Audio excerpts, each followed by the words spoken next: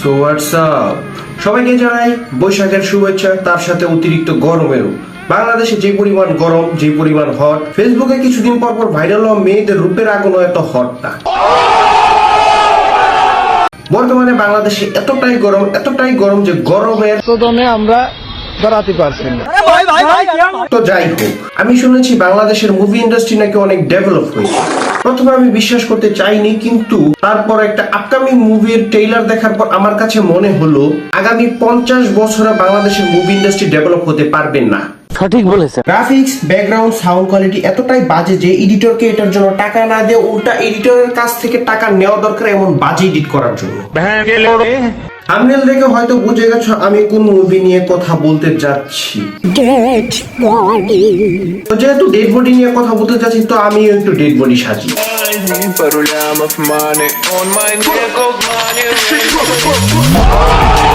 Dead body সাজা শেষ, এখন চলো ভিডিও শুরু করা যাক।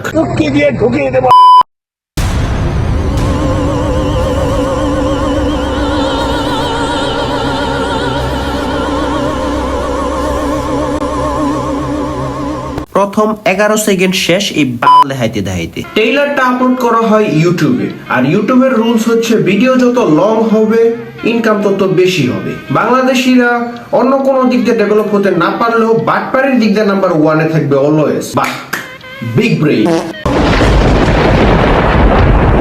এই সুন্দর পৃথিবীতে সবাই বাঁচতে চায়, আমরা অনেক কিছুই ভাবি, কিন্তু এইটা কি ভাই?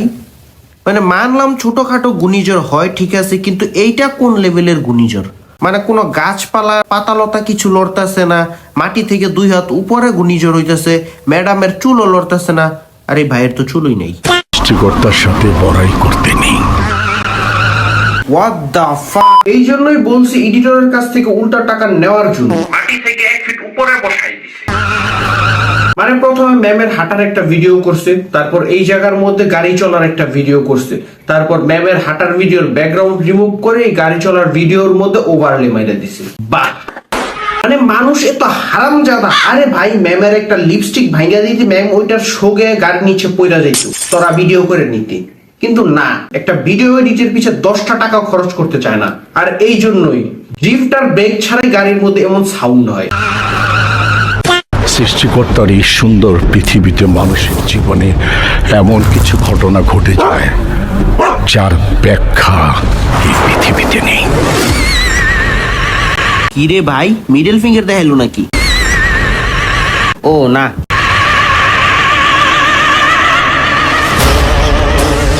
হে মহাশক্তিমান তান্ত্রিক জগতের পিতা লুসিফার, সাবধান। মা, আমাকে বাঁচাও মা, আমি আবার ওদেরকে দেখতে পাচ্ছি। আমি যেদিকে তাকাচ্ছি পচা গলার লাশ সব আমার দিকে তেড়ে যাচ্ছে। মা, আমার টক অফ দ্য কান্ট্রি ওপর থেকে ভীষণ চাপ।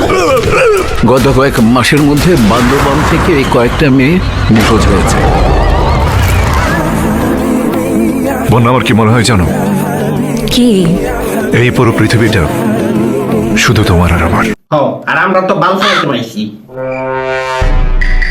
মানে বাংলাদেশি মুভির মধ্যে এমন কিছু সিন দেখায় যেগুলোর মধ্যে দেখলে মনে হয় যে বাংলাদেশের আর বাদ বাকি যারা মানুষ আছে সবাই মাটি কাটতে আসছে, আর ওরা দুইজন আসছে শুধু রাজত্ব করার জন্য, ভালোবাসা করার জন্য, রোম্যান্স করার জন্য। বালের ডায়লগ।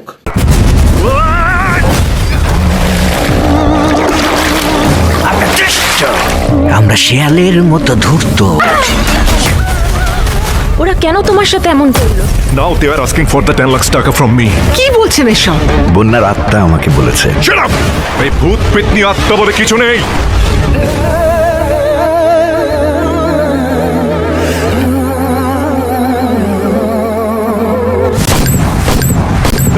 আপনার এটা ফায়ার করার সাউন্ড, এর চেয়ে ভালো তো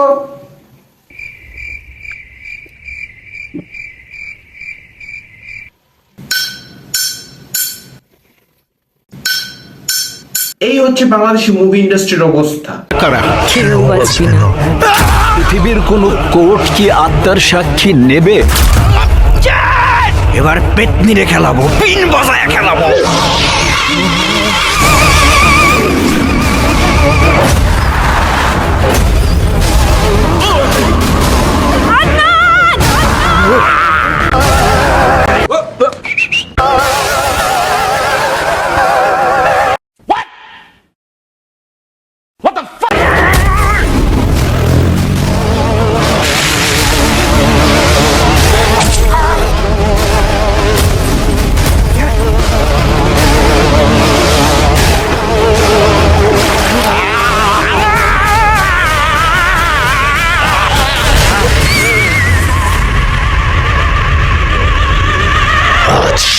শেষ করে দেব।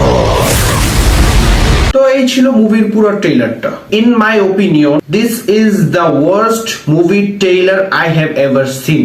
এখন তোমরা তোমাদের ওপিনিয়ন কমেন্ট বক্সে জানাও। তো আজকের জন্য এতটুকুই। বাংলাদেশের মুভি ইন্ডাস্ট্রি কতটা ডেভেলপ হয়েছে আর কতটা ডেভেলপ হবে এটা আমার বোঝা হয়ে গেছে।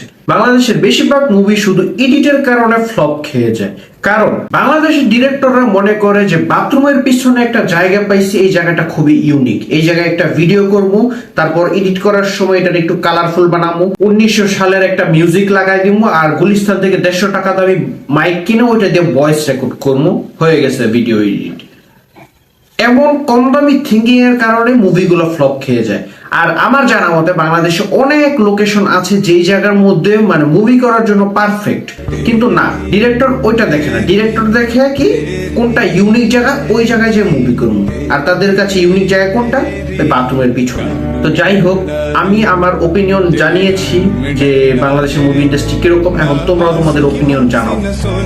তো আজকের জন্য এতটুকুই, বাই। गान में डंडा दे, गान में डंडा दे, तेरी गान में